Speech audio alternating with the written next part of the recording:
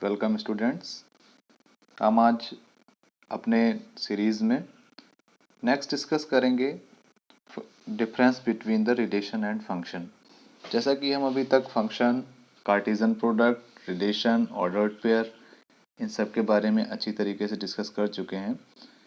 तो जब किन्हीं भी टॉपिक में जब हमें डिफरेंस करके उन चीज़ों को हम अच्छे से पढ़ लेते हैं तो वो ज़्यादा देर तक हमारे दिमाग में रहती हैं। जैसे कि आते हैं अपने टॉपिक पे, difference between a relation and a function. एक रिलेशन और एक फंक्शन में क्या डिफरेंस है।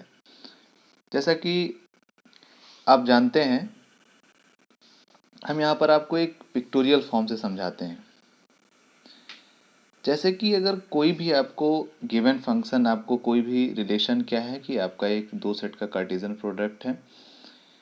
यहाँ पर अगर फंक्शन आपका मान लीजिए कि y इज इक्वल टू जो एफ एक्स है, मतलब x पर y की वैल्यू जिस पर है करस्पॉन्डिंग वैल्यू, तो ये हमने बनाया है। जो हमारा ये ग्राफ बना हुआ है, एक फंक्शन है, दो फंक्शन लेते हैं, एक फंक्शन ये है और एक फंक्शन ये है, सर्कल बना है। जब हम y एक्सिस के पैरेलल एक लाइन ड्रॉ करते हैं, टेस्ट लाइन जिसको हम बोलते हैं, उस लाइन पे अब सिमिलरली देखेंगे कि x की किसी भी वैल्यू पे, इसमें x की किसी भी वैल्यू पे, चाहे जहां पर हम लाइन को ड्रॉ करेंगे, y की हमें एक ही वैल्यू मिलेगी।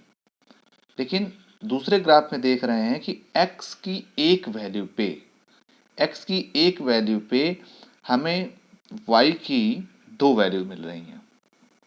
तो यहां से ये फंक्शन है और ये फंक्शन नहीं है। मतलब कि हमने फंक्शन की डेफिनेशन में पढ़ा हुआ था कि हमारा फंक्शन वही है कि एक सेट से एक दूसरे सेट बी के लिए ऑल एलिमेंट ऑफ सेट ए, ये सेट ए है, ये सेट बी है, इसके सारे एलिमेंट जब इससे सारे all element gives the unique image, मतलब इसकी यूनिक इमेज होनी चाहिए। मतलब इसके किन्हीं भी सारे एलिमेंट मैप्ड होने चाहिए, उसके साथ किसी भी एक सेम एलिमेंट की दो इमेज नहीं होनी चाहिए। सिमिलरली ऐसे ही देखो, यहाँ पर x की वैल्यू, एक x की वैल्यू है, उस पर y की हमारे पास दो वैल्यू, मतलब एक x दो के साथ मैप कर रहा है। ऐसा इम्पॉसिबल है, ये फंक्शन नहीं है। ये फंक्शन है, सारे x की वैल्यू चाहे जहां पर हम कोई लाइन ड्रॉ करेंगे, एक x के लिए एक ही उसकी वैल्यू है। तो ये हमारे पास ऐसे हम टेस्ट कर सकते हैं कि difference between relation and function. Next आते हैं कि domain, codomain and range of the function. तो हम सिंपल वे में जानते हैं, कोई भी फंक्शन a टू b अगर होता है तो जो सेट a होगा वो, और जो सेट b होगा, तो सेट a के सारे एलिमेंट को हम क्या कहते हैं, क्योंकि सारे a रिलेशन में हमारा ऐसा हो सकता था कि इसके मैप ना हो, लेकिन फंक्शन में all elements of set A mapped होंगे तभी वो फंक्शन होगा। तो ऑल एलिमेंट्स ऑफ सेट मतलब टोटल जो सेट ए होगा वो क्या है, इसका डोमेन है। जो सेट बी के सारे एलिमेंट हैं वो क्या है, कोडोमेन है। अब रेंज क्या है, range is the subset of B, मतलब कि जो सेट बी है जिसे मैपिंग कर रहा है, तो इसका वो सबसेट है। कैसे सबसेट है, क्योंकि यहाँ पर कुछ एलिमेंट हमारे मैपिंग में छूट जाते हैं। तो the subset of B containing the image of element of A is called the range of the subset. जैसे कि हम एक आपको एग्जांपल से समझाते हैं। सेट ए है हमारे पास, यहाँ पर स्मॉल ए स्मॉल बी दो एलिमेंट हैं, इधर सेट बी है, इधर हम ले लेते हैं capital A capital B capital C. A को मैप किया, बी को मैप किया। अब देखो यहाँ से डोमेन क्या है, ए बी, ये डोमेन हो गया। कोडोमेन क्या है, ए बी सी हो गया। रेंज क्या है, ए और बी, ये हमारा हो गया रेंज। तो रेंज क्या होता है, subset of the codomain. Next, real value and real function. Real function क्या होता है, रियल वैल्यूड फंक्शन क्या है, कोई भी फंक्शन विच हैज आइदर और one of its subset of its range is called the real valued. मतलब कि कोई भी फंक्शन हो, उसकी जो रेंज हो वो कैसा हो, वो रियल नंबर हो या उसका कोई सबसेट हो, मतलब सेट ऑफ रियल नंबर हो या उसका रियल नंबर का कोई सबसेट हो, तब हम उसे क्या कहेंगे, रियल वैल्यूड फंक्शन। और अगर जो क्या हो कि if its domain is also either और, मतलब कि अगर उसका डोमेन जो है वो भी अगर रियल नंबर है, रियल नंबर का कोई सबसेट है, तब हम उसे रियल फंक्शन कहेंगे। रियल फंक्शन हमें मोस्टली यहाँ पर डिस्कस करना है आपकी क्लास में। Domain and range of a real function, जो हमारे रियल फंक्शन है उनका हम कोई भी फंक्शन आता है तो उसका डोमेन और रेंज कैसे फाइंड करते हैं देखेंगे। जैसे कि जनरली हम फंक्शन के लिए निकालते हैं, कोई भी अलजेब्रिक एक्सप्रेशन होता है तो उसको कैसे हम फाइंड करेंगे, तो हम यहाँ पर आपको एग्जांपल से दिखाते हैं। जैसे कि आपको दो चीज़ें देखना है डोमेन को निकालते समय। मोस्टली जैसे कि हमने एक फंक्शन लिया है f x is equal to under root 2 minus x.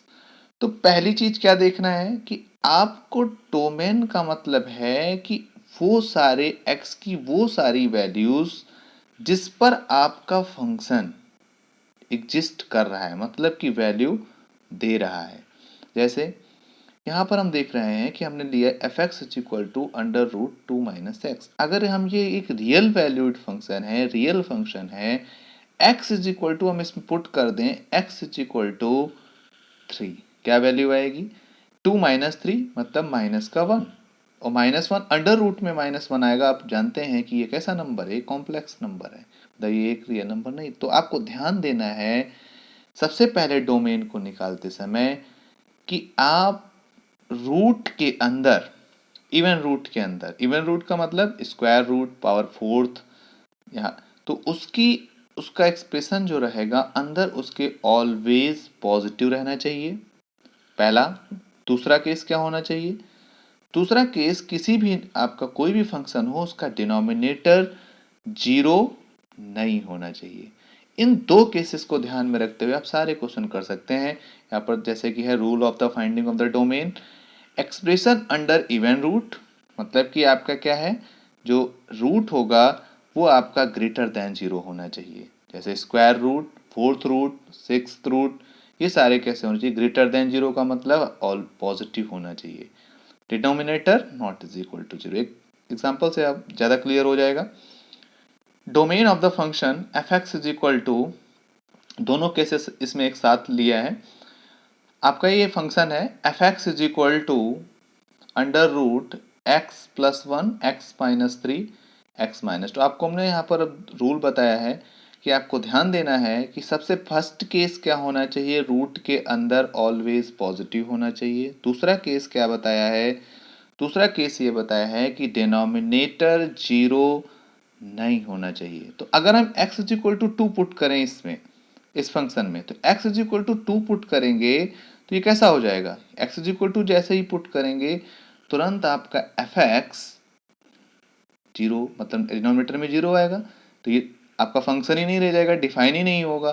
तो यहाँ पर मतलब जो हमारा डोमेन होगा वो उसमें x is equal to two नहीं आएगा। अब कौन सा केस रह गया, अब देखना है ऊपर जो हमारा लिखा हुआ है x plus 1 x into x minus 3, ये ऑलवेज पॉजिटिव होना चाहिए। कैसे निकालते हैं ध्यान देंगे। सबसे पहले हमने क्लियर किया कि x माइनस 2 जो था रूट के अंदर, उसको हमने ऊपर नीचे मल्टीप्लीकेशन किया x माइनस 2 से x माइनस 2, तो नीचे का x माइनस 2 रूट से बाहर आ गया। अब देखते हैं कि हमारा मेथड होता है निकालने का कि कैसे हम वैल्यूज को निकालते हैं। अब ऊपर हमारे पास है रूट के अंदर x plus 1 x minus 3 x minus 2, तो x माइनस 1 को हम लिखते हैं x माइनस माइनस 1, मतलब x minus minus 1, x plus 1 ही लिखा हुआ है, लिखने का तरीका है, into x minus 2 x minus 3। ये कैसा होना चाहिए, ग्रेटर देन जीरो होना चाहिए। अब हमें क्या मिल गया यहाँ पर, हमें इसके पॉइंट्स मिल गए कि इन पॉइंट्स के बाद में हमारी वैल्यूज चेंज होगी। किसके बाद चेंज होगी, x माइनस 1, मतलब जैसे कि x माइनस ए, x माइनस बी, तो ये a और b जो हैं इसके बाद हमारे टोटल मल्टीप्लिकेशन की वैल्यूज चेंज हो जाएगी। सिंपल वे में हमने देखा यहाँ से कि सबसे पहले -1 2 और 3, तो ये सारी वैल्यूज लिख ली। अगर हम x की वैल्यू -1 से छोटी रखेंगे तो क्या आएगी, पूरे ओवरऑल की वैल्यू, मान लो लेट करो कि आपको समझने के लिए x इज इक्वल टू आप पुट कर दो यहाँ पर -3 पुट करो, यहाँ से -2 पुट कर दो, x माइनस टू पुट करोगे x इज इक्वल टू -2, तो यहाँ से ये आपका कैसा रहेगा, माइनस नेगेटिव रहेगा। यहाँ पर ये भी नेगेटिव, यहाँ पर माइनस टू रखो, ये भी, तो नेगेटिव नेगेटिव ऑल नेगेटिव रहेंगे, तो यहाँ पर साइन क्या ले लिया, नेगेटिव। -1 और 2 के बीच में जब हम वैल्यूज लेंगे तो ये नेगेटिव रहेगा यहाँ से, और यहाँ से एक पॉजिटिव, नेगेटिव और नेगेटिव मिलके वो पॉजिटिव हो जाएंगे, तो पॉजिटिव फिर नेगेटिव और फिर 3 से बड़ी वैल्यूज होगी तो ऑलवेज पॉजिटिव रहेगा। अब यहाँ पर देखते हैं कि हमारे किस में पॉजिटिव, पॉजिटिव -1 और 2 के बीच में पॉजिटिव आ रहा है और 3 से इनफाइनाइट, तो मतलब क्या हो गया, क्लोज इंटरवल। -1 रखेंगे तो 0 हो जाएगा, तो 0 -1 से 2, 2 नहीं लेंगे क्योंकि 2 में क्या हो रहा था, हम ध्यान से देख रहे थे कि x इज इक्वल टू 2 रखने से ये फंक्शन क्या हो जाता है, नॉट डिफाइन, मतलब उसका डिनोमिनेटर 0 हो जाता है। हमें बस दो ही चीज़ देखना है कि उसके रूट के अंदर पॉजिटिव और उसका डिनोमिनेटर 0 नहीं होना चाहिए। तो 2 ओपन इंटरवल यूनियन, यूनियन का मतलब अब पॉजिटिव कहाँ से आ रहा है, 3 से देखो पॉजिटिव है, 3 से इनफाइनाइट, इनफाइनाइट का 3 से बड़ा कुछ भी लोगे, 4 5 6 कोई भी वैल्यूज लोगे आप यहाँ से रखोगे तो ये वैल्यूज ऑलवेज पॉजिटिव आएगी। इस तरीके से एक क्वेश्चन आता है आपको डोमेन निकालने के लिए, रेंज निकालने के लिए। तो अब ध्यान से देखते हैं कि अब रेंज क्या होगा, ये वैल्यूज हैं एक्स की, एक्स का मतलब जैसे कोई फंक्शन हमारा डिफाइन होता था तो ये इसकी वैल्यू जिनको एक्स मैप करेगा, अब वो मैपिंग करने का जो वैल्यूज देगा, मतलब जो रेंज आएगी, this is the range. Range क्या है, range of a real function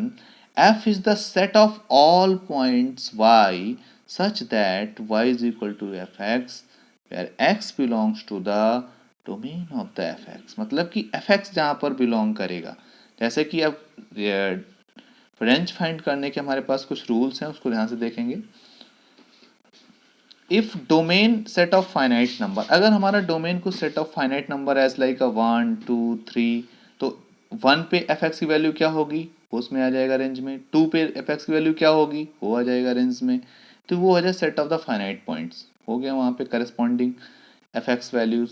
अगर मान लो कि डोमेन हमारा आर है, रियल नंबर है, या रियल नंबर से कुछ फाइनाइट पॉइंट्स को हटा दिया गया है, तो हमारा क्या होगा, वो वैल्यूज वही होगी, expression x is the terms of y, from this find y for x to be defined, find the value of y for which x exist, मतलब वो वैल्यू जिस पर x एग्जिस्ट कर रहा है उस पर y की वैल्यूज क्या होंगी, वही हमारा है। अब मान लो कोई इंटरवल है, तो इंटरवल में तो हमारे इनफाइनाइट पॉइंट्स होते हैं, मान लो कि हमने कहा कि 1 से 2 के बीच में क्या होगा, तो हमें क्या देखना है वहाँ से कि हम रेंज में देखेंगे कि इस 1 और 2 के बीच में उस फंक्शन कहीं ऐसा तो नहीं कि नॉट डिफाइन आ रहा है। अगर नहीं आ रहा है तो हम range using the monotonicity, monotonicity का मतलब है कि हम उसके सबसे ग्रेट लीस्ट और ग्रेटेस्ट पॉइंट पर हम देखेंगे कि वैल्यू क्या आ रही है, उसी को हम उसमें लिख देंगे, ये हमारा उसका रेंज हो गया।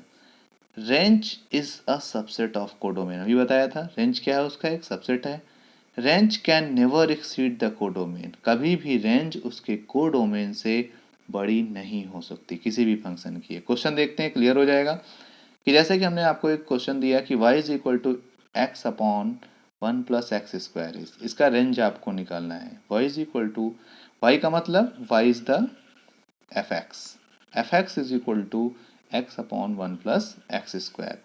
देखते हैं बच्चों, y is equal to x upon x plus x square, domain, domain क्या है, रियल फंक्शन है, तो रियल फंक्शन के लिए डोमेन क्या है, इनफाइनाइट से इनफाइनाइट सारे पॉइंट को, क्योंकि एक्स स्क्वायर है, यहाँ पे जीरो को भी वैल्यू दे देगा, वो जीरो पे दे देगा, रूट है नहीं, रूट के अंदर नेगेटिव का केस बन ही नहीं सकता क्योंकि रूट है ही नहीं। नीचे जीरो कब होगा, जब यहाँ पर कोई -1 पे, तो -1 कभी नहीं आने वाला, ये भी केस खत्म हो गया। तो मतलब आर रियल, रियल नंबर, मतलब in minus infinite to infinite domain हो गया।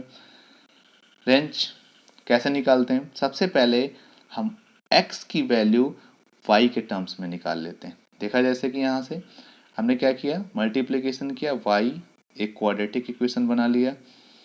अब यहाँ से देख रहे हैं for x be the real, अगर x रियल है, क्योंकि यहाँ पे एक्स स्क्वायर में क्वाड्रेटिक है, अगर x रियल है तो उसका डिस्क्रिमिनेंट आपने पढ़ा है क्वाड्रेटिक इक्वेशन में क्लास 10th में कि हमेशा किसी भी रियल फंक्शन की जिसमें रियल वैल्यू आती हैं तो उसका जो डिस्क्रिमिनेंट होता है वो ऑलवेज ग्रेटर देन और इक्वल टू जीरो होता है, मतलब b square minus 4ac is greater और इज इक्वल टू जीरो। तो बी स्क्वायर का मतलब क्या है यहाँ पे -1, 4a का मतलब वाई, सी का मतलब वाई स्क्वायर हो गया। यहाँ से हमने लिखा ये कैसा होना चाहिए, ग्रेटर देन जीरो। अब किस वैल्यूज पे ये ग्रेटर देन जीरो होगा, ध्यान देंगे यहाँ पर हम वैल्यूज निकालने जा रहे हैं सिंपल वे में।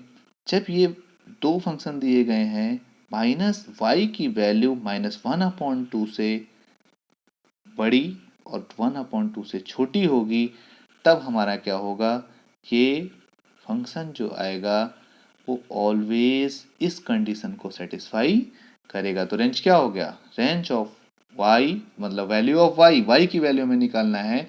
एक्स क्या होगा, डोमेन का मतलब है जो वो वैल्यूज दे रहा था सारी वैल्यूज के लिए। और भी बहुत से क्वेश्चन हम यहाँ पर आप लोगों को देते रहेंगे, और एक क्वेश्चन जरूर आता है रेंज निकालने के लिए और उसका डोमेन निकालने के लिए। Thank you.